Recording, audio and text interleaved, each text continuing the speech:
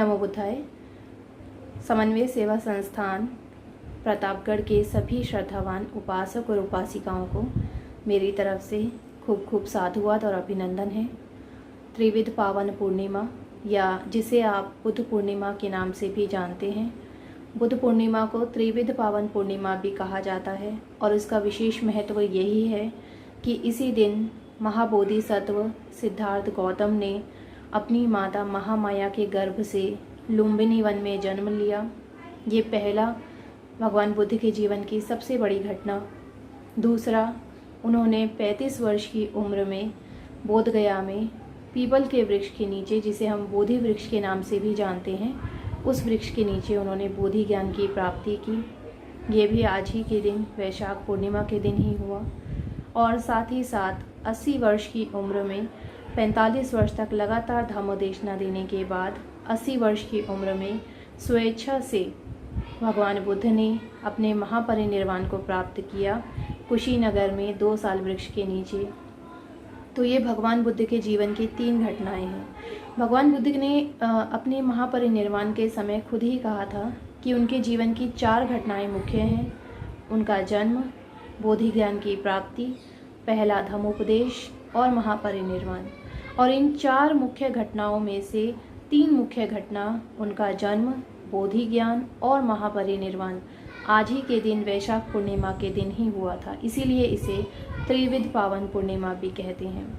लेकिन बहुत से लोग एक और घटना जो इसी दिन हुई थी उसके विषय में बहुत कम लोग जानते हैं, जिसके बारे में मैं आपको बताना चाहती हूँ। भगवान बुद्ध ने अपने पूर्व जन्मों में पारमिताओं को पूरा किया, और उन पारमिताओं में जो दान पारमिता थी, दान पारमिता को जिस जन्म में उन्होंने पूरा किया वैसंतर राजकुमार के रूप में, तो वो दान पारमिता को पूरे करने वाले भव में उन्होंने जिस भी प्रकार से अपने पुत्र पुत्री, अपनी पत्नी तक को दान के रूप में दे दिया।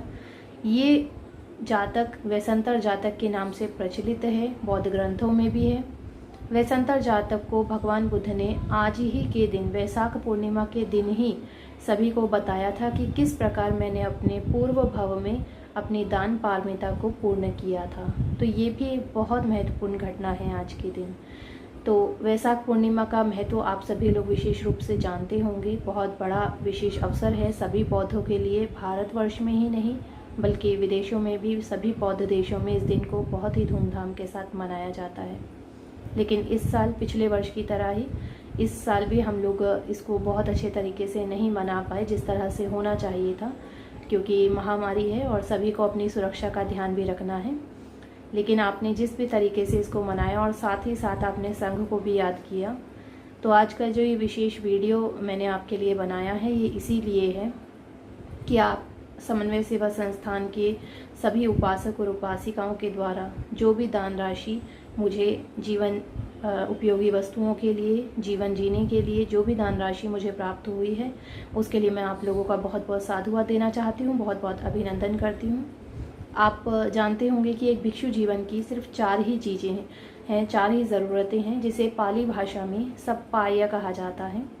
उसमें सबसे पहला आता है भिक्षु जीवन का चीवर, दूसरा होता है भोजन, तीसरा होता है उसका औषधि, और चौथा है सेनासन, मतलब कि आसन। तो ये 4 आवश्यकताएं ही मूलभूत आवश्यकताएं भिक्षु जीवन की है। इसके अलावा कोई 5वीं आवश्यकता भिक्षु को नहीं चाहिए, संघ को नहीं चाहिए। लेकिन आप लोग जो दान राशि देते हैं वो इस हेतु ही दी जाती है, जब भी आप किसी संघ को दान करें तो आप उसमें अपना उद्देश्य निहित जरूर करें कि हम इस उद्देश्यवश आपको ये दे रहे हैं। कोई आप औषधि के लिए दे सकते हैं, या फिर आप संघ की शिक्षा के लिए, या फिर संघ के यातायात का जो भी खर्चा होता है, आने जाने का किराया होता है, उसके लिए आप दे सकते हैं। तो यदि आप बोल कर देंगे तो आपका भी कुशल कर्म बढ़ता है, और संघ उस दान राशि को, धन की राशि को कहीं पर भी अकुशल कर्म में उपयोग नहीं कर सकता। अगर वो करता है तो उसका भी बहुत अकुशल बढ़ता है। तो आप सभी का बहुत बहुत साधुवाद है। मैं जल्द ही, कोशिश होगी मेरी कि मैं जल्दी ही प्रतापगढ़ में आकर आप सभी के सामने धम्मोदेशना दे पाऊँ, क्योंकि वीडियो के माध्यम से बहुत लंबा करना असंभव हो जाता है। तो आज मैं आप लोगों को आशीर्वाद देना चाहती हूँ भगवान बुद्ध के ही वचनों में, पुब्बहन सुत्त, जो कि भगवान बुद्ध ने कहा, बुद्ध के, धम्म के और संघ के, इन तीनों के तेज से सभी का मंगल हो, सभी के दुख, भय, शोक सभी मुक्त हों, ऐसी हम मंगल कामना करते हैं। आप सभी लोग भी चित्त को एकाग्र करके, मन को बिल्कुल शांत करके, हाथ जोड़कर, आंखें बंद करके इन वचनों को सुने और सुनने के पश्चात सभी लोग 3 बार साधु कहकर साधुवाद करें। सभी का अभिनंदन है।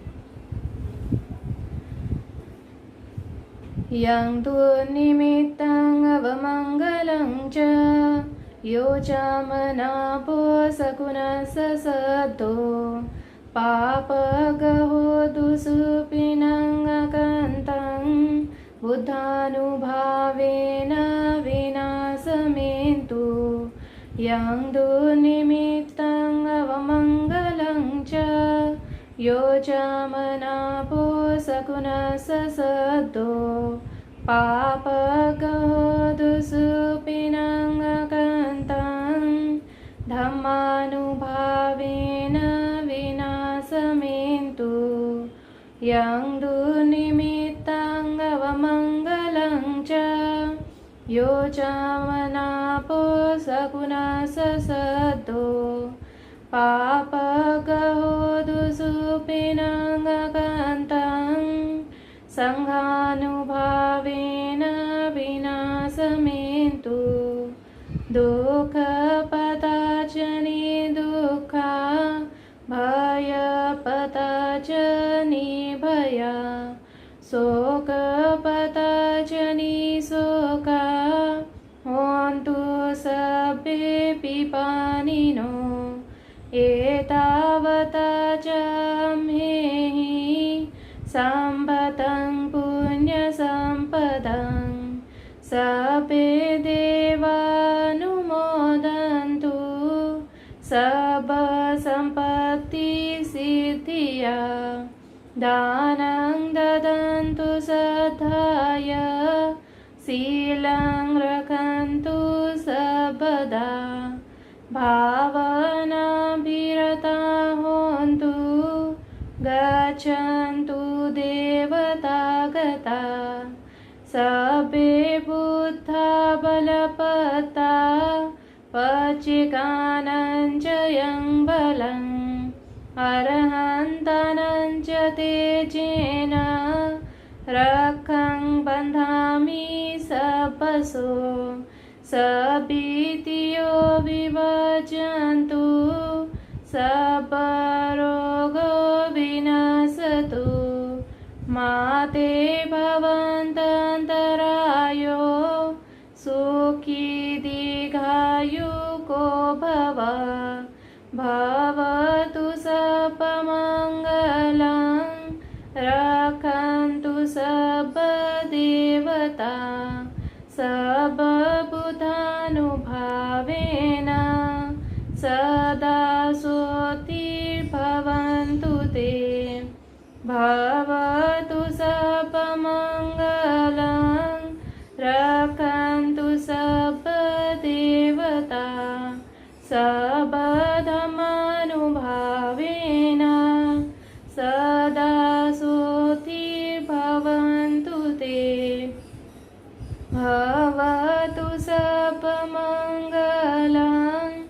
रक्षन्तु सर्वदेवता सर्वसङ्घानुभावेन सदा सोतिर्भवन्तु ते।